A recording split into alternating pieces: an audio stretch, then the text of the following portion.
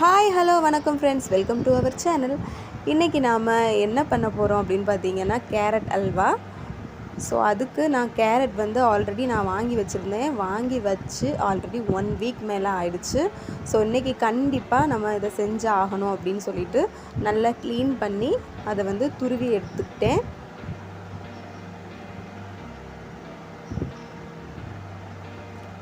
துருவி எடுத்ததுக்கப்புறம் பார்த்திங்கன்னா ஒரு மிக்ஸி ஜாரில் போட்டு இதை நல்லா நாம் ஒரு ஜூஸ் மாதிரி அரைச்சி எடுத்துக்கலாம்.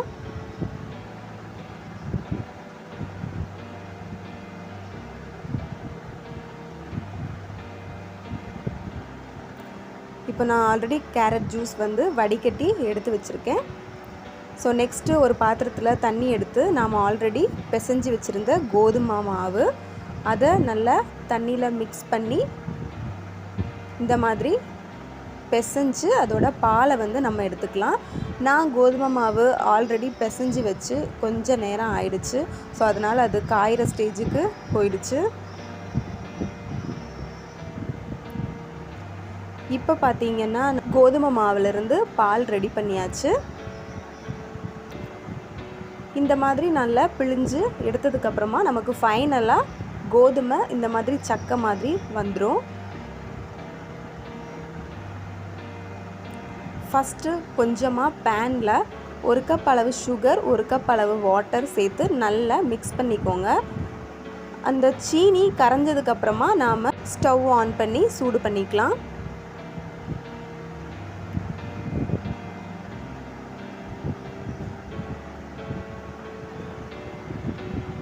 இப்போ பார்த்திங்கன்னா சுகர் கொஞ்சம் கரைஞ்சதுக்கப்புறமா நாம் சூடு பண்ணிக்கலாம்.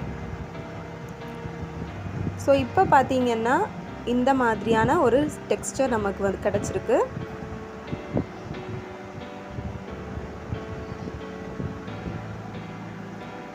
இன்னும் கொஞ்சம் நேரத்துக்கு அப்புறமா பார்த்திங்கன்னா நமக்கு இந்த மாதிரியான ஒரு கலர் நமக்கு வந்துடும். நமக்கு அல்வா ப்ரௌன் கலரில் இருக்கும் இல்லையா? ஸோ அதுக்காக நம்ம அந்த கலர் வர வரைக்கும் நாம் இந்த மாதிரி கிளறி விட்டுக்கிட்டே இருக்கலாம். இப்போ ஃபைனலாக நமக்கு பார்த்திங்கன்னா அந்த ப்ரௌன் கலரான டெக்ஸ்சர் நமக்கு கிடச்சிருச்சு. ஸோ இந்த டைமில் கேஸ் ஆஃப் பண்ணிவிட்டு நாம் எடுத்து வச்சுருந்த கேரட் ஜூஸை இதில் ஊற்றிக்கலாம். சில பேர் இந்த பாகை தனியாக எடுத்து வச்சுட்டு ஒரு ஃபைனல் ஸ்டேஜ் வரும்போது சேர்த்துப்பாங்க. பட் நான் முன்னாடியே சேர்த்துக்கிட்டேன். ஏன் அப்படின்னு பார்த்தீங்கன்னா பாகு கெட்டி ஆகிடும், அப்புறம் சேர்க்குறதுக்கு கஷ்டமாயிடும். ஸோ அதனால நான் முன்னாடியே சேர்த்துக்கிறேன். இப்போ கேரட் ஜூஸ்க்கு அப்புறமா நாம் 1 கப் அளவு சர்க்கரை சேர்த்துக்கிட்டோம். உங்களுக்கு தேவையான அளவு நீங்கள் சேர்த்துக்கலாம். அதுக்கப்புறமா நம்ம எடுத்து வச்சுருந்த கோதுமை பாலையும் சேர்த்துக்கிட்டோம். இதை நல்லா கிளறி விட்டுக்கிட்டே இருக்கலாம். ஒரு 20 மினிட்ஸ் அப்புறமா பார்த்திங்கன்னா இந்த டெக்ஸ்சர் நமக்கு கிடச்சிரும்.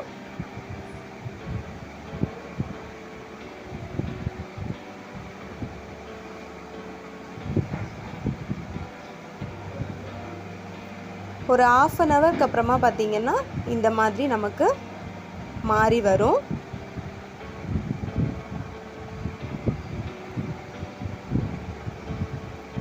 உங்களால் அந்த டிஃப்ரென்ஸ் கண்டிப்பாக பார்க்க முடியும். இப்போ பார்த்திங்கன்னா நல்லாவே கெட்டி ஆயிடுச்சு. ஆல்மோஸ்ட் பார்த்திங்கன்னா நமக்கு அல்வா ஸ்டேஜுக்கு நமக்கு வந்துருச்சு.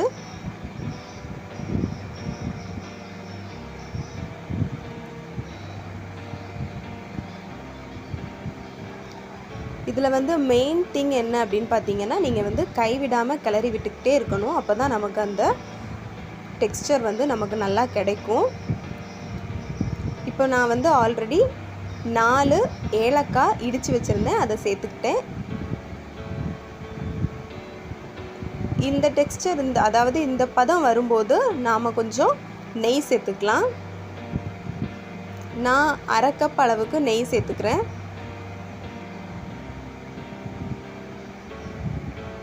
சில பேர் இந்த ஸ்டேஜில் ஆல்ரெடி வறுத்து வச்சுருந்த கேஷ்யூ நட் சேர்த்துக்கலாம். நான் சேர்த்துக்கல.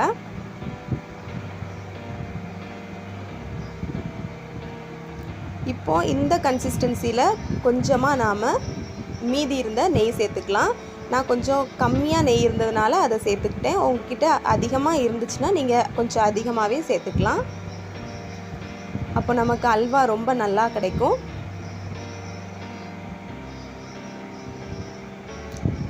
இப்போ பார்த்தீங்கன்னா ஃபைனல் ஸ்டேஜ் வந்துருச்சு. அல்வாவோட கன்சிஸ்டன்சி நமக்கு வந்துருச்சு. உங்களுக்கு பார்க்கும்போதே தெரியும்.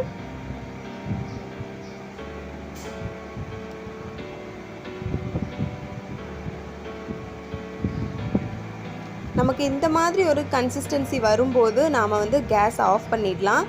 ஏன்னா இதுக்கப்புறமும் நாம் கிளறி விட்டுக்கிட்டே இருந்தோம் அப்படின்னா கண்டிப்பாக அது இறுகி வேஸ்ட் ஆயிரும். அப்புறம் நம்ம இவ்வளோ நேரம் நம்ம கஷ்டப்பட்டது எல்லாமே வேஸ்ட்டாக போயிடும். ஸோ அதனால இந்த மாதிரி ஒரு கன்சிஸ்டன்சி வரும்போதே ஸ்டாப் பண்ணிடுங்க ஸ்டவ்வை. நான் ஃபஸ்ட் டைம் ட்ரை பண்ணப்போ எனக்கு அந்த மாதிரி நடந்துச்சு. ஸோ அதனால நான் சொல்கிறேன். ஸோ இப்போ பார்த்தீங்கன்னா உங்களுக்கே நல்லா தெரியும் அல்வா எவ்வளோ சூப்பராக வந்திருக்குன்னு.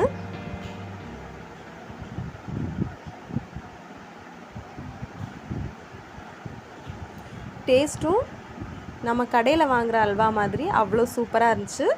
இப்போ ஒரு 1 hour கழித்து நீங்கள் பார்த்தீங்கன்னா இந்த மாதிரி டெக்ஸ்சரில் தான் வந்தது. உங்களுக்கு பார்க்கும்போதே தெரியும் எவ்வளோ அழகாக ஸ்மூத்தாக இருக்குன்னு. வாயில் போட்டதுமே கரைகிற மாதிரி அவ்வளோ அழகாக இருந்துச்சு. அவ்வளோ டேஸ்டியாகவும் இருந்துச்சு. கடையில் வாங்குகிற மாதிரி இருந்துச்சு. வீடியோ பிடிச்சிருந்தா லைக் பண்ணுங்கள் ஃப்ரெண்ட்ஸ்.